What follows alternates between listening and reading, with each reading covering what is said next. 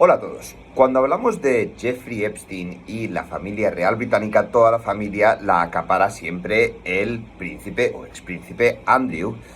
Y es lógico porque Andrew era su amigo, viajaban juntos, le conseguía chicas allá donde fuera, independientemente de si fuera la mujer de Epstein, Maxwell, o si fuera el mismísimo Epstein, pero sabemos que había una relación más que documentada, ¿no? E incluso se le han llegado a atribuir delitos sexuales, de los cuales se libró entregando una cantidad de dinero a Virginia Giuffre, la ya fallecida, ¿no?, que murió en circunstancias un tanto extrañas. Pero hoy vamos a explorar un poquito más las conexiones del nombre del actual rey de Inglaterra, Carlos, porque aparecen conexiones mucho más interesantes de lo que cabría esperar. No estamos diciendo ni señalando con el dedo diciendo 100% eran amigos, pero sí que hay bastantes cosas que llaman bastante la atención. Por ejemplo, uno de los documentos más reveladores fue en el año 2011, cuando Andrew llevaba, o el príncipe Andrés, se pueden traducir estos nombres, llevaba años desempeñando el cargo de representante especial del Reino Unido para Comercio e Inversión, una posición extraordinariamente útil porque le permitía reunirse oficialmente con gobiernos, empresarios y grandes fortunas mundiales para poder moverse en los sectores más exclusivos del planeta. Sabemos que Jeffrey Epstein prestaba mucha atención a estos viajes y los documentos publicados posteriormente muestran incluso que Andrew llegó aparentemente a compartir con él información sensible por la que podría estar siendo juzgado en unos meses.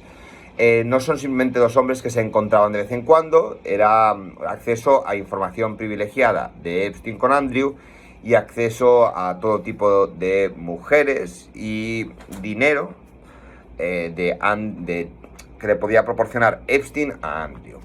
En julio de 2011 esta posición se terminó. El escándalo provocado por la relación de Andrew con Epstein se había convertido en un problema muy difícil de ignorar y el príncipe abandonó finalmente su cargo como enviado comercial.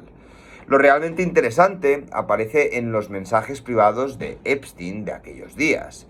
Mientras se discutía qué había ocurrido con Andrew, Epstein escribió una frase extremadamente concreta: asumo que esto lo está haciendo Carlos. Es decir, Epstein asumía que Andrew sabía que detrás de aquello estaba Carlos.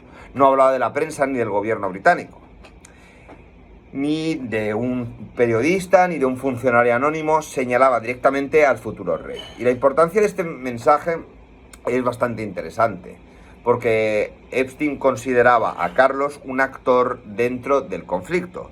Epstein seguía dentro de todo lo que estaba ocurriendo con Carlos, conocía la importancia del cargo que estaba perdiendo y atribuía su caída a Carlos. La pregunta inevitable es por qué Epstein tenía una opinión tan definida sobre las luchas de la familia real británica y podría tratarse de información recibida a través de Andrew o de otra persona de su entorno, pero también demuestra hasta qué punto Epstein se sentía familiarizado con las estructuras de poder que rodeaban al príncipe. Además, la preocupación de Epstein por el puesto de Andrew tenía una explicación evidente. El cargo abría puertas. Andrew podría encontrarse oficialmente con ministros, empresarios, inversores y gobiernos extranjeros. Y existen documentos que indican que Epstein recibía todo tipo de información de esa actividad. Algunos de los intercambios descubiertos recientemente se refieren a desplazamientos oficiales de Andrew por países como Vietnam o Singapur. Las autoridades británicas han llegado a examinar si parte de la información enviada a Epstein podía tener carácter confidencial. Y en ese contexto cobra otro significado cuando Epstein culpa a Carlos. Si el rey, o el futuro rey, estaba realmente presionando para apartar a Andrew, estaba también cerrando indirectamente una vía de acceso que Epstein había encontrado útil. Estaba permitiendo una relación con una persona tan peligrosa, con una persona tan malvada, con una persona tan terrible. La presencia de Epstein alrededor de la monarquía británica había comenzado mucho antes. A finales de los años 90 y principios de los 2000, Epstein y Maxwell consiguieron acceder a lugares a que prácticamente ningún ciudadano corriente podría acercarse. Balmoral, Sandringham, el Palacio de Ascot. Existen documentos, fotos que enseñan la presencia de Epstein y Maxwell en algunos de estos espacios junto a Andrew. No existe documentación pública conocida de Charles o Carlos sentado con Epstein ni una prueba que mantuvieran una relación personal. Sandringham resulta particularmente significativo porque no es un hotel, ni un club de playa, ni nada que se le parezca, es una residencia real. Lo mismo ocurre con Balmoral. La cuestión no es afirmar que Carlos invitara a Epstein, porque no tenemos evidencia para hacerlo, pero Epstein no pertenecía o permanecía en la periferia de la aristocracia británica y había atravesado puertas que ningún otro empresario había llegado. Y cuando años después aquel acceso se convirtió en un escándalo internacional, Carlos era uno de los responsables de gestionar las consecuencias, por lo que no sería descabellado que el príncipe Carlos supiera de la asistencia de Maxwell y Epstein, pero que ahora se hayan encargado de cubrirlo para echarle todo el muerto al imbécil de Andrés y librarse Carlos. Además, hay otro aspecto que permite conectar ambos círculos sin recurrir a Andrew o Andrés. Peter Mandelson, durante décadas uno de los políticos británicos mejor conectados con la élite económica y política del país, mantuvo una relación documentada con Jeffrey Epstein. Al mismo tiempo pertenecía a ese mismo ecosistema institucional en el que se movía Carlos. Los archivos publicados sobre Epstein han mostrado hasta qué punto la red del financiero penetraba en sectores de la élite británica. Andrés no era una excepción completamente aislada. Había políticos, había empresarios, había figuras sociales que circulaban por espacios similares. No convierte a Carlos en parte de la red, pero te ayuda a entender la dimensión del problema. Construía relaciones mediante intermediarios, Jeffrey Epstein. Y unas personas llevaban a otras. Un empresario abría la puerta a un político a un aristócrata a la familia real. Cuando observamos únicamente una fotografía o una amistad individual, perdemos precisamente aquello que hizo tan poderosa a su red, la capacidad de moverse entre círculos que aparentemente eran independientes, pero que en realidad estaban conectados por muchas pequeñas personas. Esta última parte me parece especialmente relevante, porque donde sí que hay una conexión más directa es con la fallecida la princesa Diana. Entre la documentación asociada a Jeffrey Epstein apareció un borrador del periodista Michael Wolff, en el que relataba una escena supuestamente ocurrida en el año 1994.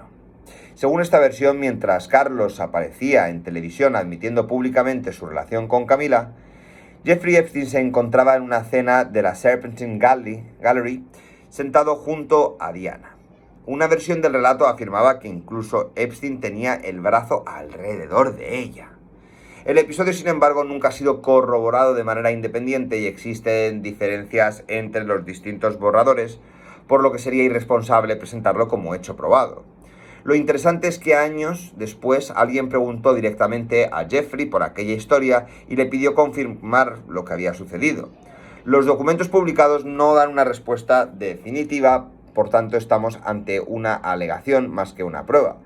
Pero la aparición de Diana en los papeles de Epstein no termina allí. Entre las fotografías tomadas en sus propiedades se encontró una portada enmarcada del diario The Times dedicado a Diana. No demuestra una relación personal, pero confirma como mínimo que la figura de Diana tenía cierta presencia en el universo Epstein.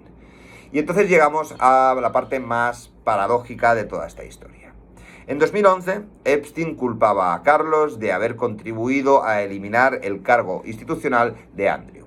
14 años después, Carlos ya era rey y acabó haciendo algo mucho más drástico. A medida que la documentación de Epstein continuaba apareciendo y la posición de Andrés se hacía cada vez más insostenible, Carlos fue desmantelando progresivamente la posición de su hermano dentro de la institución, removiendo títulos, funciones, privilegios y finalmente su situación residencial quedaron afectados por decisiones tomadas bajo el reinado de Carlos. Esto convierte a Carlos en una figura peculiar. Primero porque, según la propia información, presionaba contra la posición institucional de su hermano. Después, como rey, gestando el daño provocado por décadas de revelaciones. Y el escándalo alcanzó una dimensión internacional, llegando incluso a una entrevista del príncipe Andrés con la BBC en la que hizo un ridículo horroroso. Por lo que, claro, aquí lo que hay que tener en cuenta es una cosa. De seguro que Casa Real sabía de la relación entre Geoffrey y el príncipe Andrés. Y de seguro no se hizo nada, hasta que se dieron cuenta de que les podía costar un problema mayor.